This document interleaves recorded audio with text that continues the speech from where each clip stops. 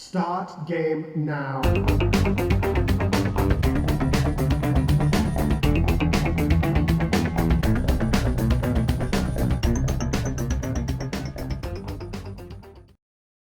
Welcome, retro fans, to another edition of the No-Swear Gamer. Bob has just come back from his ocean home and he brought me an ocean-rific game. That's right, today he brought me Adventure Island 2 for your Nintendo Entertainment System. Yep, this island game is here, a sequel to a game I reviewed back in episode 11 of my show. I really like the box art and label art here, just a lot of action, a lot of character there. I like how Master Higgins has that kind of surprised face, and he's riding a dinosaur, which has a lot to do with the game. I even like the evil guys hiding in the bushes. You can't see me, I'm camouflaged. Let's go ahead and put Adventure Island 2 into our Nintendo Entertainment System and just find out if this is a worthy sequel or not. Let's go to the game. Adventure Island 2 came to us from Hudson in 1991. It is a single-player platformer. The evil witch doctor is back. Last time, Mr. Higgins rescued Princess Leilani from him. So this time, the evil witch doctor decided to kidnap her sister Tina. At least he didn't kidnap the same person twice, right? Princess Peach. For those of you who don't know, Wonder Boy started in the arcade as an arcade game published by Sega. They didn't create it, but they did publish it. They were able to retain the name of Wonder Boy, while Hudson was able to retain the gameplay, and they spun off into the Adventure Island series that we have today. You as Master Higgins must explore 8 different islands in this game, whereas the first game was basically one large island. Now this time, each island has 9 to 14 different areas in it for you to go through. Also, as you go through the game, you'll find eggs that contain items that can be either helpful or harmful. You could also find dinosaurs in this game that you can ride, which is a really cool feature.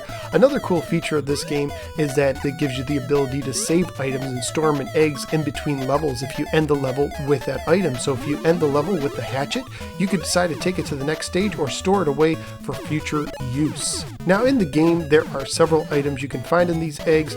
The stone axe is your basic item. You're going to really need this to throw and defeat enemies from a slight distance. They kind of arc when you throw them, so you have to get used to throwing them. There's also a skateboard that returns. The skateboard is basically gives you one hit of invincibility. As soon as you hit something with it, it'll poof and disappear, but you won't be harmed.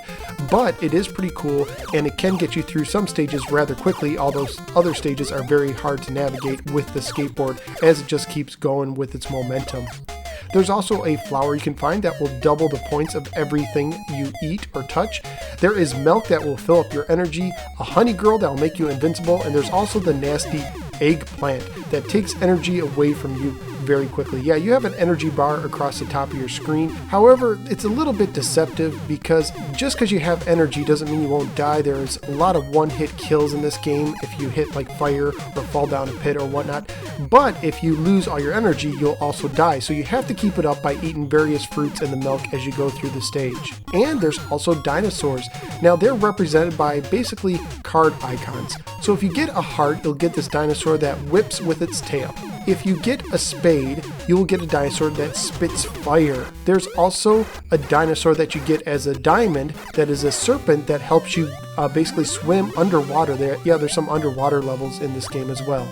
There's also a flying dinosaur as well that is really cool and drops rocks from above, and I think he was my favorite of the 4 dinosaurs. Now the game has a pretty good control scheme, very similar to the first. Of course, you can move left or right. The A button will have you jump, or if you are on a flying dinosaur, you can fly or swim. If you are swimming underwater, either just as yourself or if you are riding the swimming dinosaur. If you swim as yourself, it's similar to how Super Mario swam in the first game. The B button is a speed run. So as you hold it down, it helps you to run faster, which can help you get some better jumps, but you can also use it to throw your hatchet as well. So there is a little bit of getting used to as far as double use of the button. You can also make your dinosaurs go a little faster, or whip the tail, or spit fire, or drop rocks depending on what your dinosaur's power is. Now the stages in this game is much shorter than the original. There are no checkpoints. because of this, but there is a lot of variety among them, and I found them pretty entertaining. And if you're good enough, you get to the end, you can find a boss. However, if the boss defeats you, he will actually move to a different area of the stage, so you'll have to track him down again. Another interesting thing in this game is in the original game, the manual told you how you could activate a continue option. In this game, it gives it to you for free. However, if you read the manual, it says that if you find the Hudson B in the game and you push left and start when you continue, you'll retain any items you have gathered, so pretty cool there. Also in the manual, it actually gives you a stage select cheat. It says if you press reset and then press right, left, A, B, you can select from any of the stages, and that is very cool because this game I found to be pretty difficult. The difficulty ramps up rather quickly, and as a matter of fact, I think when I was recording, I wasn't even able to find a boss the first time, even though I found some later, but the later levels can be very tough. So giving you that stage select ability is a very cool option. It helps you not to get discouraged if you get through a few of the stages and have to go back. This game has a lot to it, with exactly 8 different islands to go through, and each one having approximately 10 to 12 areas, some more, some less.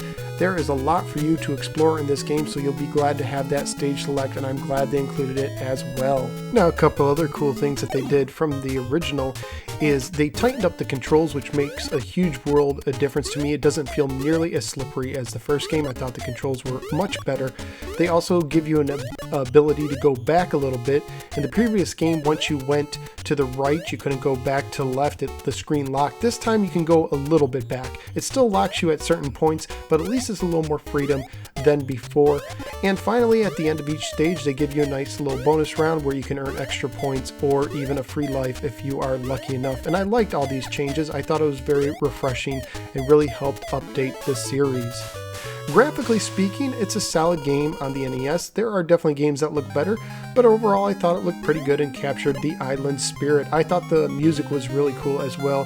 Had kind of a cool vibe to it. I dug the music. Maybe not the best music there is on the Nintendo, but again, like the graphics, I thought it was a solid effort. And of course, this is a family-friendly game. There isn't too much objectionable in here, that you're not going to get any blood. It's all very cartoony. Now, this game does command a little bit of a price on eBay.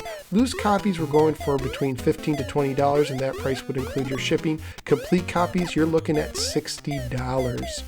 So overall, what did I think of Adventure Island 2? I thought that it was a huge improvement over the original. It was almost like night and day, and I had some fun with the original, but I thought this was just better in every category. This is what sequels should be, to the point where I would say if you're interested in the Adventure Island series on the Nintendo, you should start with number 2. Also, interestingly enough, they released this game on the Game Boy, but they just called it Adventure Island. So you have a game that is originally called Wonder Boy, then they call it Adventure Island, they give it a sequel called Adventure Island 2, and they port it to the Game Boy under the name Adventure Island, and later the Game Boy would have Adventure Island 2, which I believe was based on Adventure Island 3. You got all that? So where am I going to rank this game out of all the Nintendo games I've reviewed so far? Well, you know what? I'm looking right around where the original Adventure Island is. It's at number 6.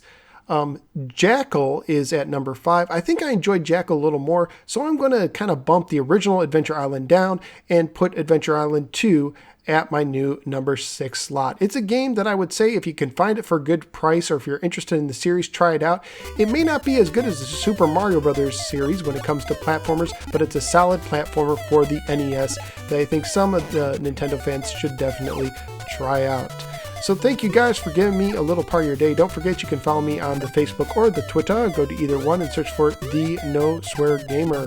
Don't forget to also like and subscribe if you enjoy videos like this, and to remember to check in next time, where I look forward to seeing you on the next episode of The No Swear Gamer. Take care, everybody, and go rescue Tina. I hope Mulaney doesn't get upset when Tina gets rescued. Drama.